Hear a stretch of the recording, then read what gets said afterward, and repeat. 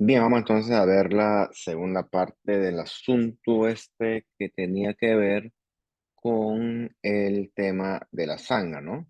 Entonces, en la primera parte hemos discutido un montón de cosas sobre los eritrocitos, la anemia, ciertas causas de anemia que existen, anemias por deficiencias nutricionales, deficiencia de hierro, deficiencia de vitamina B12.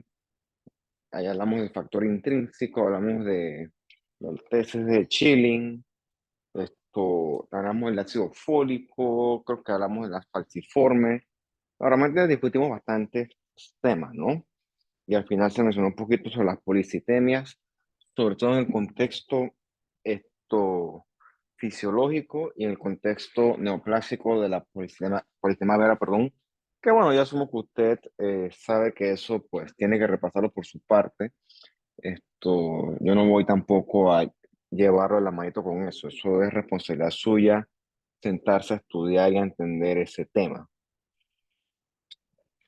Entonces, lo que veremos en esta parte aquí ahora es acerca de los leucocitos, ¿no? La verdad es que, pues, es simplemente una clase introductoria. No vamos a hablar de los leucocitos per se como tal, porque eso se habla más bien en otro curso, aparte de otros cursos de inmunología, etcétera. Y bueno, yo no pretendo emular eso en este momento. De forma generalizada, los leucocitos son los que participan en nuestra inmunidad, no solo contra infecciones, porque cuando tú ves cómo se provoca la inflamación, la reacción inflamatoria, no solamente es la infección la que desencadena inflamación. Por ejemplo, las personas con enfermedad autoinmune tienen inflamación importante y no tienen nada que ver con infección. Entonces es importante tener ese concepto, pues, bastante claro. Pero bueno, es más fácil explicarlo en conceptos de algo infeccioso. Entonces pueden haber leucocitosis y leucopenias, o sea, respectivamente, mucho leucocito o poco leucocito. Que obviamente cuando hay infecciones, lo que tú esperas es que haya leucocitosis. ¿Ok? Cuando tú tienes un hemograma y los leucocitos están aumentados, tú esperas esto hasta que se demuestre lo contrario, que el paciente tenga un proceso infeccioso en el contexto clínico adecuado. Entonces, cuando estamos a los leucocitos, los dividimos en las dos grandes familias. La línea mieloide, que es la que incluye principalmente a los granulocitos, a las plaquetas y los eritrocitos que ya conocimos anteriormente, y la línea linfoide, que es la que tiene los linfocitos T, B y los natural killers. Bien, imagínate tú esto acá. Un frotis de sangre periférica, esto que está acá es 100% y completamente anormal. Tienes estas células grandototas con núcleo enorme y citoplasma de moderado a abundante, células mucho más grandes que un eritrocito. Eso no es normal, es una leucemia, por Dios, aguda. Está lleno de blastos en sangre periférica.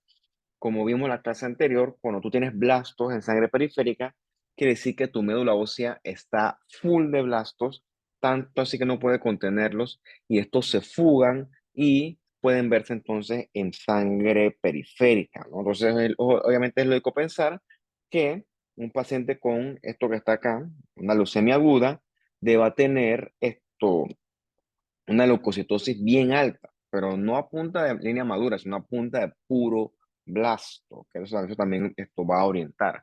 Obviamente va a tener leucocitosis, pero con anemia y trombocitopenia. También puede haber enfermedades por hipersensibilidad, eso lo vamos a ver con más calma en el otro curso, sobre todo aquí están las enfermedades autoinmunes, las alergias, la hipersensibilidad mediada por células y la que es por anticuerpos. Y la contraparte, que sería la inmunodeficiencia, es porque tienes pocos leucocitos y porque estos pues no van a funcionar adecuadamente. El mejor ejemplo que se ve en el paciente HIV-Sida, que asumo que usted ya habrá estudiado en sus otros cursos de las miles de microbiologías que tú das, ¿no? Yo sé algo de eso, pero pues de ninguna manera diría que yo soy un experto. Bien, entonces, como vimos en la diapositiva anterior, hay cualquier cantidad de leucocitos, que a pesar de que sí, todos participan de alguna u otra forma en la respuesta inmune, estos ciertamente van a tener una función distinta, porque si no fuera uno solo que hiciera todo y pues sobra decir que eso no es así. Esto es como si fuera un ejército. En el ejército hay un montón de subdivisiones de soldados, cada uno con distintos rangos y distintas funciones. Hay unos que van por tierra, otros que van por mar, otros que van por aire, otros que usan rifles, otros que usan, qué sé yo, esos RPG, otros que usan mortero, otros que usan combate cuerpo a cuerpo. Están los de alto rango que están dirigiendo la guerra desde un cuartel. Es un montón de gente el ejército y cada uno tiene su función. Lo mismo ocurre acá con nuestros leucocitos. Son un montón y cada uno tiene su función en particular. En ese sentido, nuestros neutrófilos principalmente son destructores de bacterias o fagocitadores de bacterias. ¿Ok? Los macrófagos también tienen esa función de fagocitar, pero cuando son activados por la vía clásica. ¿Ok? Comen microorganismos y sobre todo células muertas. Vamos a ver que el macrófago también tiene un montón de funciones. El macrófago presenta antígenos, el macrófago secreta citoquinas, secreta factores de crecimiento y también es importante para la presentación de, yo creo que ya presenta antígenos, para reparación de los tejidos. Eventualmente cuando estudiamos el macrófago con más detalle, tú vas a ver que el macrófago es una célula, chuzo, tiene muchas funciones. En ese sentido, es una célula bastante versátil. Los linfocitos, los B, que son los que analizan los antígenos y eventualmente participan en la producción del anticuerpo. En ese momento se pueden transformar hacia una célula plasmática que segrega el anticuerpo con su gran cantidad de funciones. Los linfocitos T, que es la contraparte, son grandes productores de citoquinas proinflamatorias. Hablando de los linfocitos T helper CD4. Ya los otros, que son los CD8, que son los citotóxicos, son los que principalmente destruyen células infectadas por virus y también células neoplásicas, ¿por qué no? Todo lo que son los basófilos, mastocitos, eosinófilos secretan mediadores vasoactivos, o sea, mediadores que pues, generan cambios en los vasos. Esos cambios principalmente son aumento de la permeabilidad vascular y vasodilatación, que es importante en las alergias. Eso lo hace principalmente la histamina, que es la que provoca las manifestaciones clínicas desagradables. Por ejemplo, cuando tú eres alérgico a algo y te lo comes, y hay edema y hinchazón. Es por los cambios de los vasos sanguíneos. Y bueno, tienes las proteínas del complemento, que son muy versátiles, que son proteínas que también pueden destruir microorganismos, entre otras cosas. Entonces, cada uno de estos elementos puede estar bajo o puede estar súper alto. Ambos escenarios son algo anormal. Recuerda que en tu cuerpo lo importante es que todo exista en un respectivo equilibrio. Bien, haciendo mención al concepto de la hipersensibilidad, recuerda que tu sistema inmune responde a un antígeno. Llámale antígeno a cualquier elemento del ambiente y, ¿por qué no?, elementos propios de tu mismo cuerpo, al cual el sistema inmune reconoce como algo potencialmente peligroso. Y si lo reconoce como algo peligroso, entonces se va a desencadenar una respuesta inflamatoria con la intención de destruirlo. El problema es cuando mi respuesta frente a ese antígeno es excesiva. En ese momento yo soy una persona con hipersensibilidad. Entonces, un sistema inmune que era para protegerme, en ese momento es un sistema inmune que es perjudicial. Por ejemplo, yo entiendo que yo me inflame si yo me expongo a un virus respiratorio potencialmente perjudicial. Por supuesto, tiene que haber inflamación para poder eliminar a ese agente ofensor. Pero, por ejemplo, tú vas a una casa que tiene un gato y el gato, entre otras cosas, obviamente bota pelo y tú reaccionas frente a ese pelo. Te pones a pensar, ese pelo no existe para matarte ni perjudicarte. Claro que no. Lo que pasa es que tu sistema inmune reacciona con demasiada potencia frente al pelito del gato y genera una respuesta inflamatoria potente como si quisiera destruir ese pelo del gato. Entonces, esa persona es hipersensible, que las alergias es el mejor ejemplo de hipersensibilidad, porque la persona reacciona de forma violenta frente a cosas que realmente no existen para hacerte daño. Pelo de gato, pelo de perro, los mariscos, que es un clásico, la penicilina, el maní. Son puras cosas que no son perjudiciales, pero la persona alérgica reacciona de una forma potente y violenta frente a esas cosas y la respuesta inflamatoria es carente de fundamento biológico, es 100% contraproducente. Después veremos que hay cuatro tipos de reacciones por hipersensibilidad.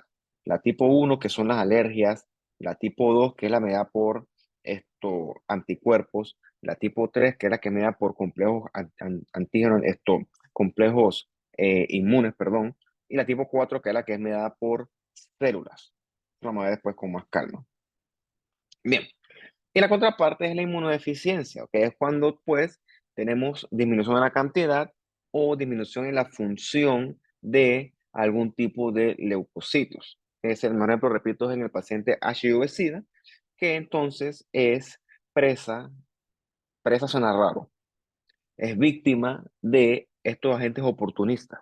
Agentes oportunistas que a gente sana como ustedes, que son jóvenes, no les hacen absolutamente nada. Cándidas, toxoplasma, neumocistis, histoplasma, un montón. ¿Ok? Que a ti, pues, por ser sano, no te hacen nada, pero cuando tu sistema inmune se da al piso, entonces esos bichos que son inofensivos, entonces allí sí pueden y adquieren la capacidad de causar enfermedad. Mm, Mira qué interesante esto acá, ¿no? Esto ya lo hemos discutido antes. Es una tinción de gomoria. Ves que el fondo es verde y ves las levaduras teñidas de negro. Recuerda que es una tinción de plata, cara, por cierto, que esto aquí está tiñendo neumocistis, ¿no? Neumocistis, ¿sabes? Que son estos hongos que causan neumonía en pacientes inmunosuprimidos. Repito por no sé cuántas veces, pacientes HIV-Sida, pero otro buen ejemplo es pacientes, por ejemplo, que están en quimioterapia. Bien, antes llamado neumonitis carini, ahora neumonitis girovesi, eso es parte de, creo que tú lo ves en microbiología. El hitoplasma es un clásico también, y la tuberculosis también, ciertamente según el libro, la tuberculosis del paciente inmunodeficiente. Digo, eso no es mentira, es cierto que con el HIV-Sida instaurado como un problema de salud pública, la tuberculosis fue al cielo, pero ciertamente aquí en Panamá también ocurre en pacientes inmunocompetentes. Otro también el citomegalovirus, ese también se ve en personas que son HIV. O sea, yo tengo una infección por citomegalovirus, hay que demostrar que yo soy inmunodeficiente. Eso no es normal. El punto es que la inmunodeficiencia, algo está por el piso, ¿ok? Y eso que está por el piso, esa cuenta, ese leucocito, ese anticuerpo, whatever, no está funcionando adecuadamente. Eso hay que tenerlo lo más claro posible. Bien, entonces, vamos primero a ver las leucopenias, que consisten en la disminución en la cantidad de leucocitos. Hay que preguntar, ¿y por qué hay menos cantidad de leucocitos? Bueno, puede ser que no lo estés produciendo porque tienes un problema en la médula ósea, o también puede ser que tengas algún tipo de infección que afecte al leucocito en cuestión como tal. Siendo el mejor ejemplo, repito, el HIV-Sida. ¿Ok? Recordemos que los leucocitos se forman en la médula ósea. O sea que cualquier proceso que esto altera o afecte la médula ósea puede comprometer a la hematopoiesis, incluyendo a la producción de leucocitos, entre otras líneas, afectando también a la eritropoiesis y a la línea de megacariocitos. Por ejemplo, pues una leucemia, que es una leucemia que desplace todo y afecte la producción de neutrófilos, ¿por qué no? Un mieloma múltiple, o también una metástasis de la médula ósea que evite que la médula produzca adecuadamente elementos maduros. El mismo ejemplo lo vimos cuando hablamos de la anemia en el contexto de las leucemias agudas. Y obviamente también infecciones graves como HIV o también la que es por Epstein-Barr virus, que esa pues te exhorto a que la busques por tu cuenta. Bien, La misma imagen de la otra vez, reciclada. Eso es cuando se me acaba la creatividad, que es pura grasa. Recuerda que la médula ósea tiene una contraparte, que es la médula roja, que es la que está con la hematopoiesis, y una contraparte que es la médula amarilla, que es la que corresponde con puro tejido adiposo. Entonces, en esta médula ósea no hay nada de hematopoiesis, es puro tejido adiposo. O sea que la celularidad está en cero. O sea que ese paciente está aplásico, que es una anemia aplástica, ¿verdad? Pancitopénico, hace un hemograma, todo está por el piso. Leucopenia, anemia y trombocitopenia. O sea, eso hay que estudiar la médula ósea porque algo está pasando. Y dijimos que esto es secundario a, por ejemplo, ciertos medicamentos, ¿no? Pero esto es cuando ocurre cuando todo está por el piso, todas las cuerdas están por el piso. Pero si específicamente tú tienes leucopenia de una línea en específico, bueno, piensas en agentes infecciosos o puedes pensar también en cosas congénitas, tipo síndrome de DiGeorge, en el cual, entre otras cosas, el timo no se desarrolla. Recuerda que el timo es la escuelita de los linfocitos T. Si en escuelita el linfocito T no es expuesto a antígenos, no aprende a responder a antígenos y el paciente va a tener una inmunidad mediada por células bien deficiente. Entonces, en el DiGeorge, el paciente, entre otras cosas, va a ser inmunodeficiente por la aplasia del timo. Bien, entonces, bueno, pues también conocemos puntos donde la función del leucocito puede fallar. Puede fallar, por ejemplo, la opsonización. Yo asumo que tú sabes qué es la opsonización. Son procesos que mejoran la fagocitosis. A veces son necesarias opsonizar las bacterias encapsuladas porque estas son difíciles de fagocitar. ¿Quién opsoniza? Principalmente los anticuerpos, principalmente los anticuerpos. Lo otro que puede afectarse es la interacción del leucocito y el endotelio, interacción que es necesaria para que el leucocito abandone la circulación y llegue al sitio que está siendo atacado por algún microorganismo. ¿Ok? Lo otro es que el leucocito tenga problemas para fagocitar de alguna u otra forma. Entonces, en todos estos puntos, el leucocito puede tener problemas para ejercer su función y eso va a llevar a que el paciente tenga algún tipo de inmunodeficiencia. ¿Ok? Repito, deficiencia con los anticuerpos, deficiencias con la adhesión al endotelio, deficiencias con la fagocitosis o deficiencias en la fagocitosis como tal. Todo eso puede llevar, repito, a algún tipo de problema con el sistema inmune. Por eso esas cosas son raras, que es que Shediak Higashi, por Dios. Yo lo cito ahí porque es lo que dice el libro, pero pues afortunadamente eso es extraordinariamente poco común. Bien, vamos a estudiar un poquito el amiloide y dentro del amiloide, el gran protagonista por lejos, estadísticamente es el más común que se encuentra involucrado aquí, es el neutrófilo. Entonces vamos a estudiar ese neutrófilo con más detalle, ¿no? Bien, cuando veamos el próximo curso de la patología, vamos a estudiar la inflamación. La inflamación parece un concepto que, pues, tú preguntas qué es inflamación y todo el mundo conoce la inflamación. Todo el mundo sabe qué es la inflamación. La inflamación es esto, lo otro, cosa que es falso. De hecho, nadie sabe definir qué es la inflamación a menos que la haya estudiado. Porque la inflamación es un proceso bien complejo, ¿sí? Un proceso que requiere un montón de células y un montón de moléculas bien descritas que permiten que este proceso sea tan dinámico. Entonces, vamos a ver que hay una inflamación que es aguda y otra que es crónica. Que la aguda, que obviamente es mucho más rápida, ocurre principalmente gracias al papel del neutrófilo. ¿Por qué es más rápida? Porque el neutrófilo tiene mayor capacidad de interacción con el endotelio, de manera que él puede llegar con más facilidad al sitio que está siendo atacado, perdón, por la bacteria en cuestión. Porque como te dije, la principal función del neutrófilo es la destrucción de bacterias. Por lo tanto, en cualquier infección bacteriana importante, una neumonía, una infección de tejido blando, una meningitis, el paciente va a estar con leucocitosis con neutrofilia, ¿ok? En ciertas enfermedades autoinmunes también puede haber ese tipo de neutrofilia y también enfermedades hematolinfoides, ¿no? Sobre todo en leucemias mieloides, tanto agudas como crónicas. El protagonista es el neutrófilo. Sobre todo en leucemia mieloide crónica. Este puede tener leucocitosis, 50.000, 60.000, 70.000, 80.000, 100.000, una cosa volando, porque el paciente produce demasiado neutrófilo, ¿ok? Gracias a la actividad tirosinquinasa de ese gen de fusión BCR-ABL. Eso es lo que ocurre en el contexto de leucemia mieloide crónica, que es una de las neoplasias hematolinfoides que más descrita está. La contraparte es que los neutrófilos vayan al piso. ¿Por qué puede ocurrir eso?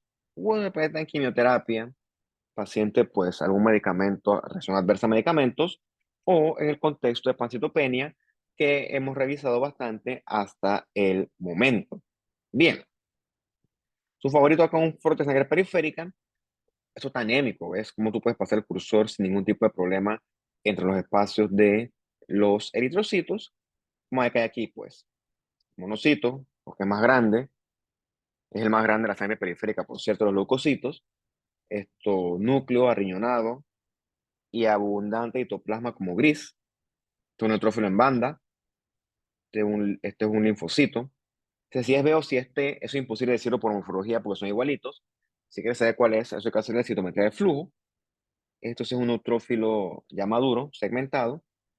¿Ok? Es el núcleo que ahora sí está todo bien multilobulado. Esto acá es un eosinófilo. Lo más característico son los gránulos rojitos, o sea, eosinofílicos. Y su núcleo característicamente bilobulado. Y este de aquí abajito es un basófilo, que los núcleos, perdón, los gránulos de citoplasma son tan prominentes, tan basofílicos, que no permiten ver la morfología del núcleo, ¿ok? Eso es un resumen muy resumido de cómo se ven los leucocitos en un frotis de sangre periférica. Ahí está con una plaquetita, ¿ves? Chiquitita. Bien, como de los basófilos, los mastocitos y los eosinófilos suelen estar aumentados en la reacción alérgica. Son raros encontrar estos aumentados, no es común. Y el eosinófilo, como tú has visto en tus otros cursos, a él le molestan sobre todo los parásitos. Cuando el paciente tiene una infestación por parásitos, esto, eh, el eosinófilo que secreta esa proteína básica mayor, esa eotaxina, el que llega para atacar e intentar destruir todos esos bichos tan desagradables, ¿no? Como dijimos también, el paciente con algún tipo de atopia o alergia debe tener aumento de eosinófilos, estas reacciones a medicamentos, etcétera. Bien, pasando a la otra parte, vamos a hablar un poquito del linfocito, ¿no? Como te dije, el neutrófilo llega a la inflamación aguda porque es más rápido, pero el linfocito no es tan rápido. Por eso es que él es más parte de la inflamación crónica.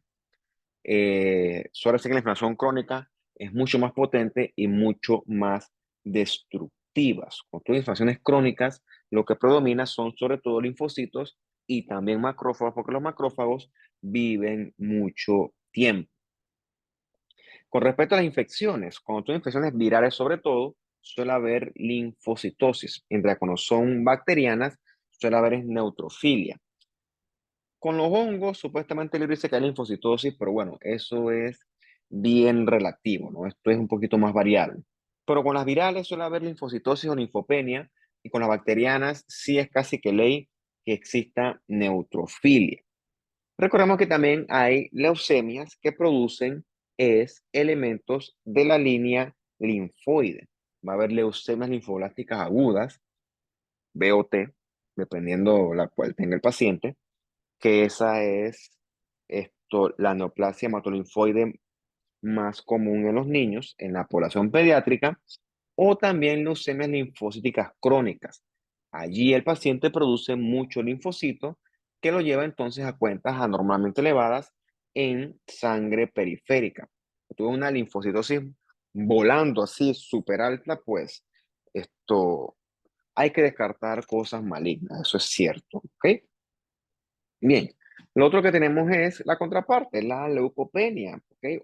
¿Por qué hay leucopenia? Bueno, puede haber entonces por medicamentos, por quimioterapia, pues lo mismo de la neutropenia o por pancitopenia O el mejor ejemplo creo que tiene que haber puesto de primerito, ¿no? Pues yo sé el orden del libro, pero la verdad es que la HIV debe ser la primera causa de linfopenia, hasta que se muestre lo contrario. Las otras cosas raras que ocurren son ese síndrome de inmunodeficiencia severa combinada, ¿no? Que se llama ni que síndrome de niño en burbuja. Que aquí, pues, no tienes adenosín desaminasa, por lo tanto, no tienes desarrollo de los linfocitos ni B ni T. O sea, no tienes inmunidad mediada por células. O sea, tu sistema inmune no sirve para nada. Por eso es que esos niños son considerados defectos biológicos de la naturaleza y por eso es que no deben sobrevivir. Porque si sobreviven, transmiten esa deficiencia y entonces eso hace al ser humano biológicamente más débil. O sea, suena cruel, suena feo y todo, pero lamentablemente la biología pues es así. Bien, lo otro que puede ocurrir es problemas con los anticuerpos, ¿no? Recuerda que el anticuerpo lo producen las células de línea B, los linfocitos B, que eventualmente se diferencian a células plasmáticas. O sea que si hay un problema con el linfocito B, va a tener problemas con la producción de anticuerpos. Bien, entonces el tema que a mí sí me interesa más de esta sección de la clase es hablar un poquito sobre las neoplasias hematolinfoides. Un poquito, porque repito, este tema, da mucho, mucho, mucho que abarcar, mucho, mucho, mucho que hablar, mucho, mucho, mucho que discutir. Y la verdad, pues, es que esto es una clase generalista, ¿no? La meta de esta clase tampoco es a usted rellenarlo con toda la hematología, porque como usted ya sabe, eso requiere por lo menos un curso completo como tal, o más de un curso, ¿por qué no? Y la verdad que mi curso, pues, yo abarco son es muchas cosas generalistas, esto, por eso se llama principios de, sea, la verdad es que pues yo quisiera hablar más, pero bueno, no me corresponde, ¿no? Pues se llama principio de fisiopatología, no se llama mi curso de hematología y ni mucho menos pretendo yo ser hematólogo. A mí no me gusta nunca decir que yo soy el que más sé, que yo soy el que más hace. O sea, para mí eso no está cool, sinceramente, ¿no? Para mí, pues, uno sabe lo que sabe y punto. Pretender que sabe de todo, pues, yo creo que sería un error. Por lo tanto, vamos a hablar generalidades de ciertas malignidades hematológicas. A mí no me gusta esta palabra, porque malignidad suena que mínimo te vas a morir, mínimo suena algo destructivo, y lo cierto es que algunas leucemias como la mieloide crónica son de los cánceres mejor descritos, tanto así que son de los que tienen mejor pronóstico. La gran mayoría se curan. Eso está bien, bien descrito y es una parte bonita de la historia de la medicina. Mira esto que está acá. Tú sabes que el eritrocito mide 7.25, 7.35 micras, hasta 7.4. Es como el pH, el eritrocito. pH en equilibrio 7.35, 7.45. Por ahí más o menos, va la medida del eritrocito. Pero mira este monstruo que está acá. Una célula gigantesca, enorme, un núcleo colosal, citoplasma, pues, de leve a moderado. Es un blasto, ¿no? Igual que estos que están acá. Este tiene más citoplasma. Yo diría que es un mieloblasto por la cantidad de citoplasma y porque tiene gránulos en el citoplasma. Eh, pero realmente para poder ponerle el título a una leucemia aguda, hay que tipificar a los blastos. Por ejemplo, pueden ser blastos mieloides o blastos tipo linfoblasto, ¿no? Orina linfoide. Después hay que decir si son mieloides, si son mieloblastos, si son promielocitos, etcétera, hay un montón. Después si son linfoides, si son linfoblastos B, linfoblastos T. ¿Cómo lo digo yo? Bueno, la respuesta es que la morfología no tipifica, ¿ok? La fenotipificación requiere, estudios de esto, antígenos a superficie de estos blastos, ¿ok? Esos antígenos son los famosos CDs, la gran familia de CDs. ¿Y cómo se evalúa eso en una sangre periférica? Bueno, gracias a la citometría de flujo. Si a ti te gusta la hematología, tu trabajo como técnico va a ser tipificar, entre otras cosas, a las leucemias para establecer qué tipo de población constituye esas leucemias. ¿Okay? La citometría de flujo es el mejor estudio para ese tipo de fenotipificación. Bien, me puse a ver la imagen y ni siquiera expliqué lo que estaba acá del otro lado, pero bueno, no importa. Cuando hablemos también en la clase de patología, vamos a dar una clase que se llama las neoplasias, ¿ok? Neo de nuevo, plasia de crecimiento, que es lo que involucra principalmente a todo lo que son los cánceres. Eso es una descripción bastante excluyente porque una neoplasia puede ser tanto benigna como maligna, basado en el comportamiento biológico y eventualmente clínico de la enfermedad en cuestión. Eso no lo vamos a ver hoy porque, repito, pues eso tendrá su propia clase eventualmente en el tiempo. El punto es que en la neoplasia, alguna célula escapa a la regulación del ciclo celular y prolifera sin mayor control. En este caso, lo que está proliferando son blastos, ¿ok? Blastos de algún tipo. ¿Ok? Eso es lo que ocurre en las leucemias. Lo otro que puede ocurrir en el sistema autolinfoide, en el contexto neoplásico, es las proliferaciones de células de los órganos linfoides. Esos son entonces los linfomas. Órganos linfoides como los ganglios, el vaso, el MALT, las amígdalas, todos los que ya tú debes conocer bastante bien de tus cursos anteriores. En la leucemia lo que proliferan son los precursores principalmente que encontramos en la médula ósea, principalmente cuando hablamos de leucemias agudas. Leucemias crónicas, lo que proliferan sin control es las líneas más maduras como tal. Ves que aquí hay mucho que hablar, por eso es que la verdad es que yo no debo hablar de todo. Bien, las neoplasias hematolinfoides tienen una clínica muy inespecífica. La tienes fiebre, pérdida de peso, importante no intencional, porque no es que, bueno, yo estoy haciendo dieta, ejercicio y bajé de peso y tengo un cáncer. No, si estoy cambiando mis hábitos de vida, lo raro es que yo siga haciendo lo mismo y la Nike chuchi, el pantalón me queda flotando. Pero yo estoy comiendo igual, yo no he hecho no hago ejercicio y la ropa no me queda. Eso es anormal. Lo que ocurre es esa sudoración nocturna y la aparición de adenopatías. Adenopatías son los ganglios, salen bolas en el cuello. Esos son los famosos síntomas B, ¿ok? Ese paciente hay que estudiarlo. Probablemente es un hemograma y está volando los leucocitos. Lo otro que resta, no resta, lo otro que sigue es hacer una biopsia de ese ganglio y estudiarlo a ver qué hay allí. Eso sí es para trabajo de la patología, por cierto. En este caso, la hematopatología. Bien, como dije anteriormente, entonces, en las leucemias, alguna línea de blastos de la médula ósea sale de control y comienza a proliferar en exceso. Tanto así que entonces ocupa toda la médula ósea y desplaza los compartimientos normales de la hematopoiesis. Desplaza el compartimiento de serie roja, desplaza las pobres plaquetas y desplaza a los leucocitos maduros. Por eso es que el paciente va a tener algún tipo de citopenia. A veces que puede estar hasta pancitopénico. ¿Por qué no? Porque sí es cierto que tiene leucocitos, blastos, leucocitos que son al final del día, pero estos son leucocitos que no son funcionales. O sea que el paciente, si no produce eritrocitos maduros, va a estar anémico, va a tener sangrado porque no produce plaquetas, porque no hay compartimento de megacarocitos y va a ser susceptible a infecciones porque a lo mejor de blastos esos son inmaduros y no saben pelear contra ningún tipo de infección. Mira lo que tienen acá. Ahora, estos acá sí son con más seguridad blastos mieloides. ¿Ves en el citoplasma los palitos rojos esos que están aquí? Yo asumo que tú sabes cómo se llama eso, ¿no?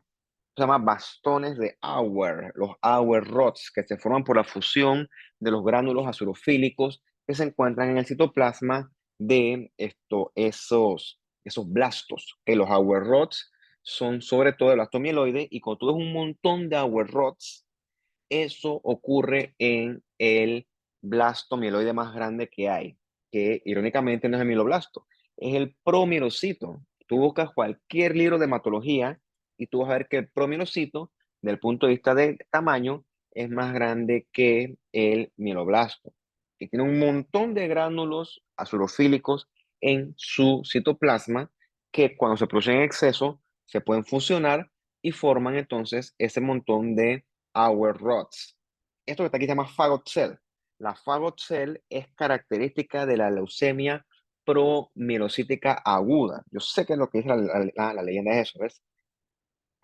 Promielocit, neoplastic promielocit, una leucemia promielocítica aguda, que se caracteriza por la translocación 15-17 y el gen de fusión PML rara. ¿Ok? Eso es cosa que me acuerdo cuando veo estas clases, pero la verdad que eso no está escrito por ningún lado. Así que pues yo les sugiero a ustedes que vean esto con calma, lo lean, lo apunten, porque pues si yo me llego a acordar de eso al momento de hacer el examen, abrir la diapositiva pues no te va a ayudar.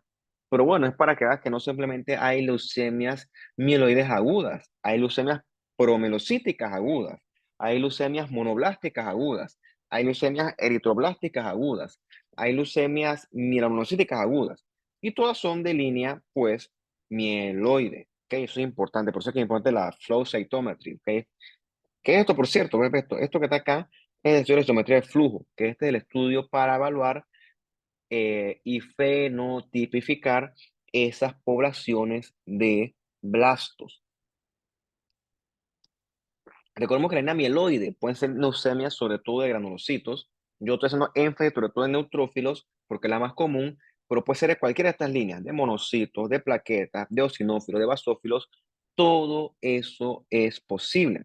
En este caso, la citometría de flujo reveló que estos blastos de acá son positivos para marcadores CD34, que es un marcador de blastos, y CD33, que es un marcador de línea mieloide. Por lo tanto, se puede decir sin mayor temor, con bastante seguridad, que estos que están acá son blastos mieloides.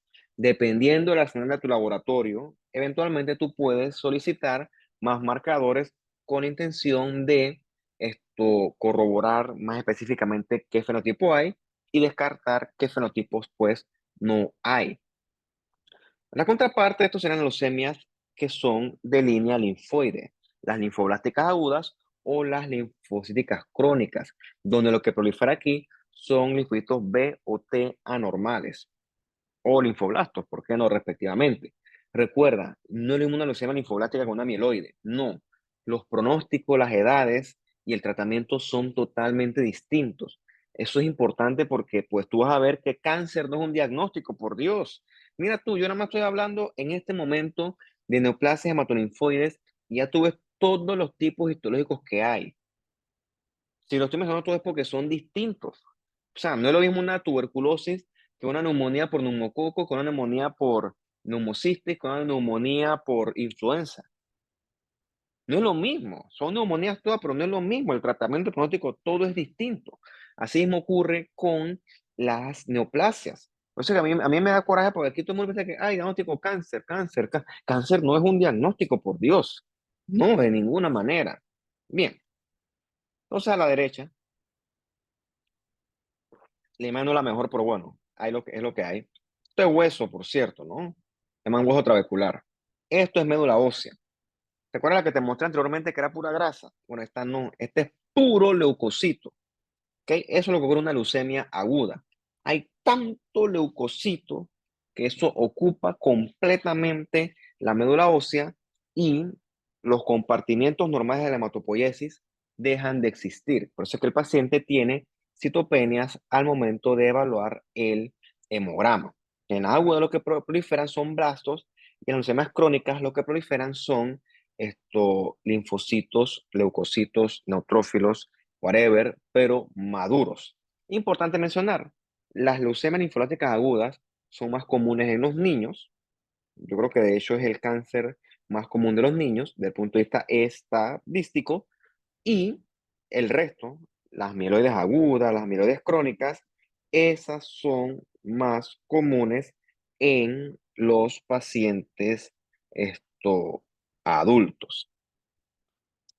Bien, la otra parte serían los linfomas. Bueno, esta división del libro, para mi concepto, es bastante perezosa, pero bueno, desde el punto de vista práctico, esto sí puede funcionar, por eso es que la estoy conservando. En ese sentido, podemos dividir los linfomas en linfomas de Hodgkin y en linfomas no Hodgkin. Qué pereza. ¿Ok? En ese caso, los linfomas no Hodgkin son los linfomas que son los B y los T, que ahí, hay una avalancha de linfomas, cualquier cantidad. ¿Ok? Ahora sí, los linfomas constituyen proliferaciones de los leucocitos de nuestro tejido linfoide. Lo más común es que ocurra en ganglio linfático. ¿Ok? Miren lo que tienes acá. Tienes un montón de linfocitos grandes, ¿ok? Atípicos, que recuerdan a los linfocitos que nosotros encontramos en el centro germinal de los folículos linfoides secundarios, o sea, los centroblastos sobre todo. Esto, aquí como esto sí es tejido, aquí no aplica la citometría de flujo. Aquí lo que aplica son los marcadores de inmunohistoquímica. Repito, para fenotipificar en sangre periférica, es citometría de flujo. Para fenotipificar en tejido, es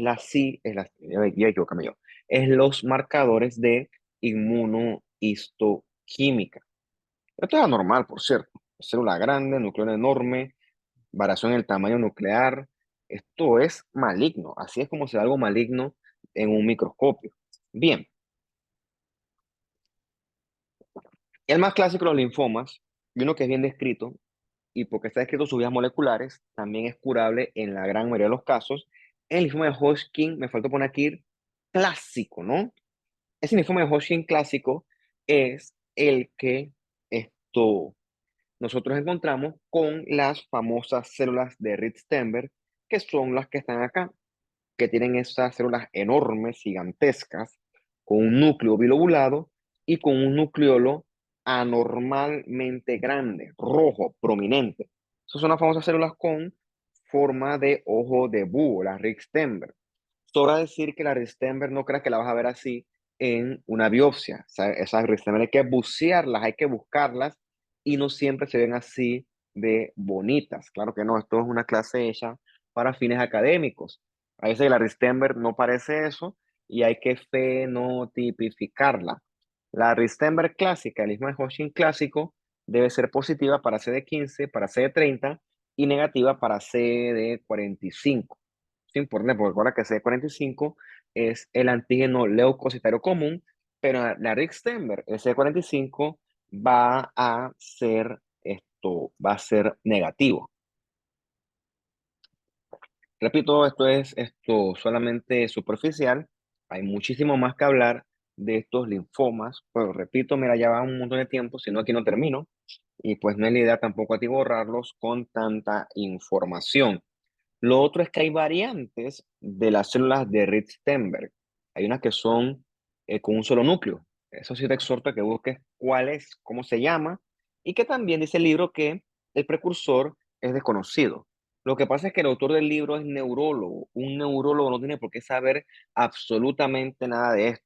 Lo que el tipo sí es bueno escribiendo y explicando, pero pues con respecto a lo que tiene que ver con neoplasias, eh, tú notas que el abordaje es distinto. No pasa nada. Tú me preguntas a mí en neurología algo, yo no sé absolutamente nada, ni me interesa. Bye. Bien. Otra neoplasia hematolinfoide bien relevante es el mieloma múltiple, que en nuevas actualizaciones se le llama mieloma de células plasmáticas. ¿Ok? Es más fácil entenderlo así, porque es una neoplasia que deriva de las células plasmáticas. Suele originarse en la médula ósea o cuando se origina en el hueso, le llaman también plasmocitoma. El mieloma, por lo general, se asocia con esa mnemotecnia CRAP de cangrejo, ¿no? C de la hipercalcemia, porque el hueso se destruye y cuando se destruye libera calcio. R de renal, de falla renal, porque las plasmáticas neoplásicas generan un montón de anticuerpos que llegan al riñón y evitan su funcionamiento normal. La A, ¿qué es la A? Me acabo de olvidar. B es de bone, de fractura de hueso, un ya. C de hipercalcemia, R de falla renal. Ay, Dios mío, en la hora, qué vergüenza. Ah, qué bobería. La A es de anemia, obviamente. La A es de anemia porque obviamente si está la médula ósea ocupada, pasa lo mismo que con las leucemias que ya estudiamos nosotros en la sección anterior. O sea, el paciente va a estar hipercalcémico, va a estar con falla renal, va a estar con anemia y va a estar con fracturas patológicas. Importante, ¿qué es una fractura patológica? O sea, tú sabes que una fractura ocurre en el contexto de un trauma. O sea, si yo me golpeé, si me caí de una escalera, si tuve un choque, si estaba jugando fútbol y me metieron una patada violenta o un deporte de mucho contacto y me golpearon fuerte, es lógico tener una fractura secundaria, un trauma. No pasa nada. El problema es que yo tengo una fractura sin historia de trauma. Entonces, esa fractura sin trauma es una fractura patológica. Hasta que se demuestre lo contrario, las fracturas patológicas obedecen a causas neoplásicas. ¿Ok? Paciente con mieloma está lleno de células plasmáticas que producen un montón de anticuerpos que no sirven para nada. Por eso es que también sobra decir que este paciente va a tener una inmunidad tumoral deficiente. Pero sí es cierto que esos anticuerpos excesivos son medibles a través de una electroforesis de proteína. Tú le mides y aparece, ¡bum!, tiene un pico alto de proteínas. Ese es el famoso pico monoclonal, que se ve bastante bien en estos inmunoensayos. Lo otro es que el paciente tiene tanto anticuerpo que los orina. Por eso es que hay presencia de proteínas en orina. La famosa proteína de Benz-Jones. ¿Ok? Proteinura que puede generar lesión renal. Como todas estas neoplasias hematolinfoides están por definición diseminadas en la sangre, son enfermedades sistémicas, ¿ok? No hacen metástasis porque la metástasis consiste en la diseminación a un sitio distante y como estas ya están en la sangre, se consideran que están ya regadas en todo el cuerpo. Por lo tanto, el concepto de metástasis no aplica para ninguna de las que hemos nosotros hablado en la clase de hoy. Bueno, y ya para finalizar, con un tema que pues sinceramente no me gusta, no les voy a mentir, vamos a hablar un poquito de las plaquetas y la coagulación. Bien, cuando te cortas y hay lesión endotelial, hay sangrado, eventualmente tiene que haber la formación de un tapón plaquetario y un tapón definitivo que selle ese sangrado, porque si no, tú te morirías de la hemorragia. ¿Ok? Eso se llama la hemostasia y los principales participantes de la hemostasia son las plaquetas y los factores de coagulación. Si alguno de estos está deficiente o lo está deficiente, tú entonces vas a sangrar en exceso. Lo otro que puede ocurrir es que tengas exceso de plaquetas o exceso de factores procoagulantes o factores antitrombóticos. Eso te va a llevar entonces a un desorden de hipercoagulabilidad, que recordemos que es un elemento de la triada de Virchow para la trombosis. Todo lo que es proteína C, la S, la antitrombina 3, todos son elementos antitrombóticos. Bien, aquí vamos a estudiar entonces estos sujetos que están aquí. Esto es una médula ósea, por cierto. ¿Ves esta célula grandotota que parece ser multinucleada, pero realmente no es que es multinucleada, es que el núcleo es polilobulado? Esos son los famosos megacariocitos, que son fácilmente identificables en una médula ósea porque son por lejos la célula más grande. Y si hay problemas con las plaquetas o los factores de coagulación, vamos a tener problemas con la formación del coágulo de alguna u otra forma.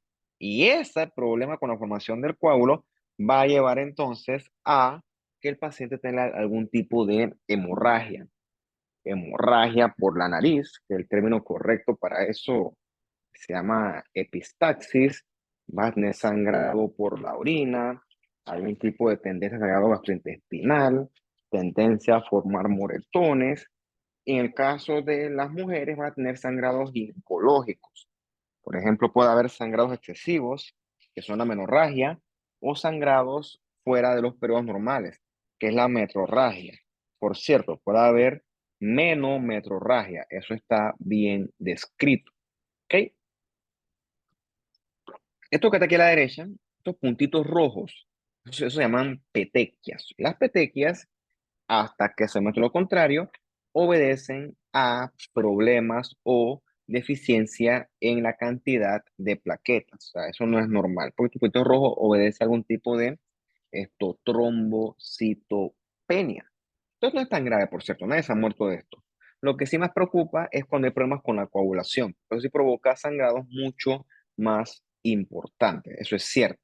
Bien, hablando un poquito de la coagulación, un poquito para fines prácticos de este curso, porque sinceramente la coagulación es un tema que a mí nunca me ha gustado.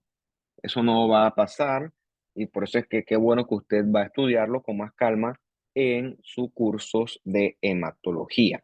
Bien, los factores de coagulación son proteínas cuya gran mayoría se sintetiza en el hígado. Por eso es que el paciente con hepatopatía puede tener problemas con la coagulación porque no produce factores de coagulación. Y otros son dependientes de vitamina K, sobre todo el 2, el 7, el 9 y el 10. ¿Ok? Por lo tanto, ¿qué puede llevar a deficiencia en la factura de coagulación? Bueno, algún tipo de hepatopatía o deficiencia de vitamina K, u obviamente un paciente que esté tomando o en tratamiento con estos anticoagulantes. ¿Ok? Otra cosa más rara, pero que existe son las hemofilias. En hemofilia hay defectos genéticos que llevan a deficiencias en la coagulación. En hemofilia A lo que falla es el factor 8 y en la B lo que falla es el factor 9, ¿no? Entonces, pues, por suerte son raras, pero obviamente si no produzco un factor de coagulación, obviamente, pues, va a tener tendencia a sangrar. Bien, vamos a hablar de esto que es un poco más real, que son los tiempos de coagulación, ¿ok? El TP y el TPT, que son los que tú evalúas cuando te llevan las muestras de sangre en los tubos de la tapita celeste, que son los tubos de tiempo de coagulación. Vamos a ver que tiene dos vías para la coagulación, que está la vía intrínseca y la vía extrínseca. Esas vías se activan cuando hay que formar el coágulo. Como dice aquí, la vía intrínseca se inicia cuando hay un daño dentro del vaso sanguíneo, mientras que la vía extrínseca se activa cuando hay lesión a algún tejido, ¿okay? Algo fuera del vaso que expone entonces ese factor extracelular a la circulación. En aquello se la vía extrínseca a la derecha y acá la vía intrínseca a la izquierda. Tú ves que ambas vías convergen en la vía común, que está dada por los factores 10, 5 y 2. ¿Ok? La función de esto es que se forme un coágulo. Estoy sangrando y la sangre ¡plup! Tiene que coagularse. Entonces, cuando hay algún problema con la cascada de la coagulación demora, la sangre sigue estando líquida. Entonces, cuando ocurre que no, que los tiempos están prolongados, quiere decir que el paciente no forma adecuadamente un coágulo como tal. Entonces, ahí es que ustedes miden el tiempo de protrombina y el tiempo parcial de tromboplastina, respectivamente TP y TPT, que son pruebas de laboratorio que evalúan cómo está esa cascada de la coagulación. Bien, entonces el tiempo de protrombina, o sea, el TP, evalúa a la vía extrínseca, o sea, que evalúa al factor 7. Ya que el tiempo de tromboplastina evalúa a la vía intrínseca, o sea, que evalúa al factor 12, 11, 9 y al factor 8. En ese sentido, la vía intrínseca es más complicada porque pues tiene más factores de coagulación. Y al final, porque se me dice los dos en conjunto, ambos evalúan la integridad de la vía común, ¿ok? O sea que se evalúa la integridad de los factores 10, 5 y 2, ¿ok? Entonces, si tú tienes un TP prolongado, quiere decir que puedes tener problemas con la vía extrínseca o con la vía común. O sea, por eso es que realmente si tú lo vas a indicar, pues tienes que pedirlos a los dos en conjunto, porque si pues, por ejemplo, tú mides nada más un TP y tienes acá alterado la vía común, ¿cómo sabes que está alterado es el TP y no los factores de la vía intrínseca? Por eso es que pues hay que evaluarlos los dos adecuadamente en conjunto. Solitos pues es probable que te equivoques y dejes un diagnóstico que es inadecuado. Bien, lo mediste juntos, ¿no? Y tienes un TPT normal, o sea, esto acá está normal, y el TP va a ser anormal. O sea que estos factores de acá, el 12, el 11, el 9 y el 8, también están funcionando adecuadamente porque el tiempo de tromboplastina está bien. Por lo tanto, el problema tiene que ser el factor 7. O sea que el problema es la vía extrínseca. ¿Ok? La contraparte sería un TP normal y un TPT anormal. Eso quiere decir que estos factores, el 7 y la vía común, están bien. Por lo tanto, el problema deben ser los factores de la vía intrínseca, o sea, los factores 12, el 11, el 9 y el 8. Repito, de una forma muy resumida, es así como se usa esto. La lección hasta el momento es que usted se aprenda qué es la vía extrínseca, qué es la intrínseca, qué es la común y qué factores son los que están involucrados en estas vías y en cuál tú mides el TP y en cuál mides el TPT. Yo creo que hasta este punto eso es lo que es afín con los objetivos del curso. Bien, tenemos también estos medicamentos ancestrales, pero que aún se siguen utilizando, como la warfarina. Que la warfarina es un anticoagulante dependiente de, perdón, inhibe los factores de coagulación dependientes de vitamina K, que son los factores 2, 7, 9 y 10. ¿Ok? Paciente con warfarina sangra, está anticoagulado. De hecho, esa es la idea, ¿ok? Esa es la paciente porque ¿cuál anticoagulante es un paciente? Cuando va a tener tendencia a formar trombos. Los trombos son peligrosos, por lo tanto el paciente tiene que estar anticoagulado. Entonces, según el libro, el TP se monitoriza, pero se usa para monitorizar la warfarina, pero realmente en la práctica tú ves que se usa uno que es más útil, que es el INR. De repente el libro, pues, en ese sentido no está tan actualizado. Pero bueno, yo se lo estoy diciendo porque pues yo tengo un poquito más de práctica en lo que se hace en nuestro medio. La heparina es otro anticoagulante que lo que hace es aumentar la actividad de la antitrombina 3. Supuestamente, si eso no me consta, la heparina se evalúa por medio del TPT. Bien,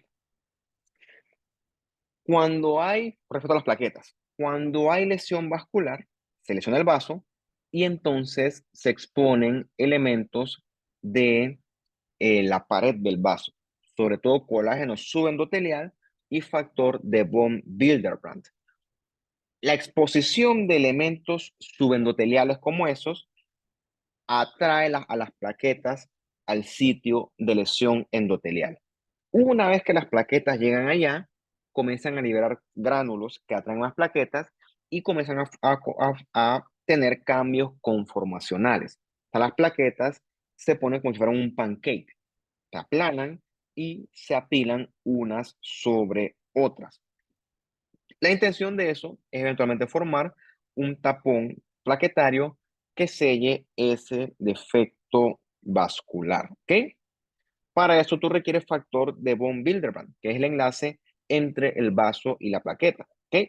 O sea que si tienes una deficiencia de ese factor, vas a tener problemas al momento de generar este taponcito plaquetario. Bien, las plaquetas llegan y secretan moléculas que atraen otras plaquetas. Una muy importante es el tromboxano A2. Por eso es que dijimos nosotros en el momento del curso que el tromboxano A2 lo que va a hacer es a inhibir la agregación plaquetaria, ¿ok? Por medio del uso, creo que lo dije mal. La aspirina va a inhibir la agregación plaquetaria por medio de la inhibición del tromboxano A2. El tromboxano A2 es un potente agregador de plaquetas. Entonces las plaquetas son atraídas al sitio de lesión vascular, comienzan entonces a apilarse, a agruparse por medio de puente de fibrina y por medio de la interacción de estos receptores GP2B y GP3A. ¿Ok? Entonces, yo veo las plaquetas como si fueran una especie de bola de nieve, una avalancha. Como es chiquitita, va rodando, crece, hasta que crece lo suficiente para poder sellar ese defecto a nivel vascular.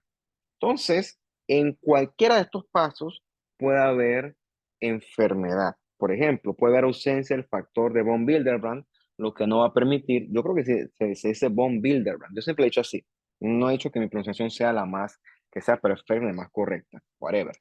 Si no hay factor de von Willebrand, entonces las plaquetas no se van a poder unir adecuadamente al vaso. Puede haber problemas con estos receptores GP1B 9 que se ven en el síndrome ese de Bernard Soulier, eso es raro, ¿ok? O también puede haber deficiencias con las plaquetas como tal, no responden a la señalización y no llegan al sitio de lesión como tal. La pregunta del millón, en la trombocitopenia, ¿por qué el paciente tiene pocas plaquetas? ¿Ok? Entonces hay que pensar cómo se producen las plaquetas. Y hay que pensar que lo que puede ocurrir es que hay menor producción de plaquetas o hay destrucción de plaquetas. Por lo general, la destrucción de plaquetas obedece a una causa autoinmune. Cuando el problema es la producción de plaquetas, pensamos para variar en algún problema en la médula ósea, piensa ya sea en la leucemia, una metástasis o lo mismo anteriormente, una anemia plástica, ¿ok?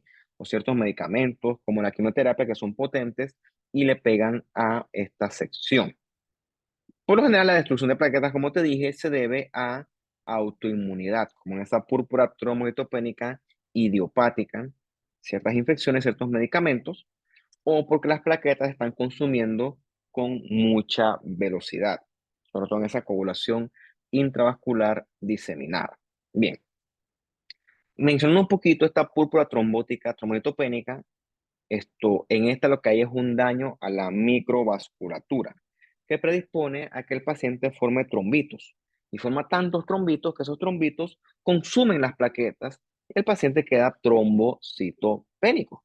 Bien, como el paciente forma muchos trombitos, esos trombos van a obstruir, ¿ok? Y por lo tanto el paciente va a tener isquemia en muchas regiones anatómicas. Ese montón de isquemia va a tener un montón de manifestaciones, tipo falla renal, signos neurológicos, y como los vasos van a estar obstruidos por los trombitos esos, los eritrocitos cuando pasan por ahí ¡plup!, se destruyen, se rompen. Entonces que el paciente también va a tener manifestaciones relacionadas con la anemia hemolítica. ¿Ok? Entonces, otro ejemplo es la coagulación intravascular diseminada. Esta se ve en un paciente críticamente enfermo, o sea, en los pacientes que están en la unidad de cuidados intensivos. El paciente va a tener tendencia ya sea a trombosis o a hemorragia. Sobre todo en el paciente que está séptico, que sobre todo en la sepsis por gram negativos. Ocurre también, por ejemplo, un trauma muy grande, una neoplasia que está muy avanzada, ¿ok? O, por ejemplo, en esos émbolos de líquido amniótico, queremos nosotros con más calma en el otro curso. Pero lo más común es una sepsis por gram negativos. Eso es lo que más estadísticamente lleva a este tipo de anomalías tan dramáticas. Bien, ¿qué ocurre? En ese paciente con esa sepsis por gram negativos, el sistema inmune está demasiado potente, está actuando con demasiada potencia. Eso lleva a que se active la cascada de coagulación, ¿ok? Esto, y con mucha coagulación, eventualmente va a haber mucha trombosis. Mucha trombosis que consume las plaquetas y los factores de coagulación, y el paciente lo que va a estar después es sangrando, ¿ok? Hay un desbalance total en lo que es coagulación y anticoagulación, o sea, todo está desregulado. Entonces puede haber hemorragia o puede haber isquemia, y eso lo que hace es que el paciente, pues, esto se, se desregule todo y sea meritorio estar críticamente enfermo. Por eso es que el paciente de UCI, pues, es un paciente que realmente su vida corre peligro.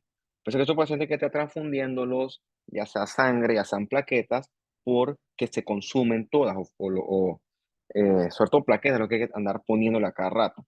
Entonces, sobra decir que en esta coagulación intravascular diseminada, el paciente no va a coagular, ¿ok? Va a tener el TP y el TPT volando, porque no hay factor de coagulación, el paciente no coagula.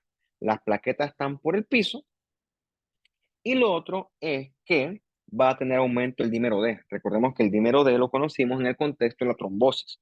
Si yo estoy con un estado protrombótico, yo voy a formar coágulos y esos coágulos, esos trombos, se van a tratar de disolver. El producto de la degradación de la disolución de ese coágulo, o sea, la degradación de la fibrina, es lo que se mide como dímero D. Entonces, el paciente va a tener todo eso alterado. Va a tener alterado el tiempo de coagulación, las plaquetas por el piso, y va a tener aumento del dímero D. La verdad que es propio de un paciente, pues, críticamente enfermo. Entonces, la meta aquí es balancear la anticoagulación y la procoagulación, ya sea con transfusión de plaquetas, plasma fresco, transfusión de sangre, y obviamente corrigiendo su causa de fondo. ¿Ok? Lo otro que sea más afín conmigo, repito, yo no soy intensivista ni me interesa, es esto del tema de la hipercoagulabilidad. Esto sí va a llevar a la formación de coágulos que eventualmente pueden embolizar y pueden causar ahora sí obstrucción de los vasos y llevar a condiciones potencialmente catastróficas. Ya discutimos eso en el contexto del embolismo pulmonar cuando hay trombosis de los miembros inferiores, las venas profundas de las piernas. La trombosis sube y no sube, se emboliza y sube y puede llegar hasta la arteria pulmonar. Lo otro que ocurre es un coágulo que suba desde la aurícula izquierda y llega eventualmente a un vaso cerebral y ahí le causa al paciente un SB isquémico o, por qué no, agarra por otro lado y llega a la arteria renal o llega a los vasos mesentéricos. O sea, las trombosis y el embolismo eventual son catastróficos, ¿ok? Entonces, para evitar los trombos, recordemos que yo le he mencionado que pues yo me corto y yo coagulo. Eso es lo normal. Pero el coágulo no puede crecer eternamente, ¿ok? El coágulo llega a un límite, ¿ok? Porque recuerda que si crece eternamente el coágulo obstruye. Cuando ya el coágulo, es como si yo tuviera en mi caso una pared rajada, una rajita de 10 centímetros y yo le pongo un relleno, le echo todo el saco de cemento. O sea, por Dios. O sea, hice más daño que bien. Cuando yo tengo una lesión vascular y hay que sellar ese defecto, el coágulo no puede crecer infinitamente. No, el coágulo cuando crece un tamaño ya hay que detenerlo. ¿Cómo se regula eso? Con los elementos contrarreguladores, o sea, elementos que regulan el tamaño del coágulo, que son estas proteínas S, la proteína C y la antitrombina 3. Lo mismo también cuando ya mi vaso se repara, ya no requiere ese coágulo. Para tener el coágulo hay que disolverlo. Entonces se disuelve gracias a estas proteínas que también tienen función en la fibrinolisis. Entonces, estas proteínas en verde aquí van entonces a balancear esa coagulación, o sea que el coágulo no sea muy grande y que eventualmente se pueda disolver. ¿Okay? Eso evita que existan trombosis venosas, sobre todo las peligrosas que son las profundas. ¿Qué otras cosas predisponen a hipercoagulabilidad? Bueno, el embarazo y los anticonceptivos orales, en el contexto histórico, ambos, porque recordemos que el estado hiperestrogénico lleva a que en el hígado se sinteticen más factores de coagulación, ¿ok? Y eso teóricamente predispone a hipercoagulabilidad. Le digo yo el contexto histórico porque realmente la probabilidad que estas personas hagan una trombosis es extremadamente baja. Los cánceres avanzados generan mucha inflamación con mucha procoagulación. Recordemos la fibrilación atrial con flujo turbulento, la falla cardíaca con su éstasis vascular. Todas son causas ya discutidas que predisponen a formación de trombos, ¿ok? Sobre todo, recordando la trae de Virchow, ¿ok? La éstasis venosa que sobre todo se da en una persona que está encamada. Hace un abuelito que le da un SB, está encamado, no camina, no lo mueven, está la sangre estancada, sangre tiene la tendencia a coagularse, a formar trombos, y entonces es la trombosis esa con eventual embolismo lo que mata a el paciente, ¿ok? Porque no hay movilización del mismo, ¿ok? Te recordemos que, por ejemplo, si tú estás en un vuelo prolongado, sí, tú tienes predisposición a la éstasis venosa, pero no por estar con éstasis aislada te va a dar a ti una trombosis, ¿no? Recordemos que para que te una trombosis como tal, tienes que tener más elementos en la tarea de Virchow. Tienes que tener, sea daño vascular, endotelial, o también debes tener algún estado de hipercoagulabilidad. Si tú tienes dos o los tres, ahí sí estás en mayor riesgo de hacer un trombo como tal. Pero por eso es que no es que yo me voy a un vuelo y pues yo mínimo es una trombosis, no, porque yo nada más tengo un factor de riesgo, o sea, hacen falta más para que yo haga una trombosis como tal. Lo que sí es cierto es que siempre se exhorta a que si tú estás en un vuelo de 10 horas, ya no tienes que quedarte sentado, es como si estuvieras mínimo preso. Tú puedes hacer ejercicio, te puedes levantar, puedes caminar. De hecho, se exhorta que lo hagas y que también uses estas medidas antiembólicas. O sea, todo eso se recomienda, esa medida de compresión, que esto eso es importante. Recordemos que, repito, tú que estás sano no vas a hacer una trombosis que lleve embolismo, pero alguien con factores de riesgo que sí los tenga, esto sí es más probable, ¿no? Sí es más probable. Listo, pues eso es lo que tenía yo para hoy programado. Ustedes lo revisa con calma. Y esto sí viene para su segundo examen. Pues cuando tengas tiempo, se revisa esto y cualquier cosa me avisas. pero que no sea la coagulación, por favor. Del otro sí.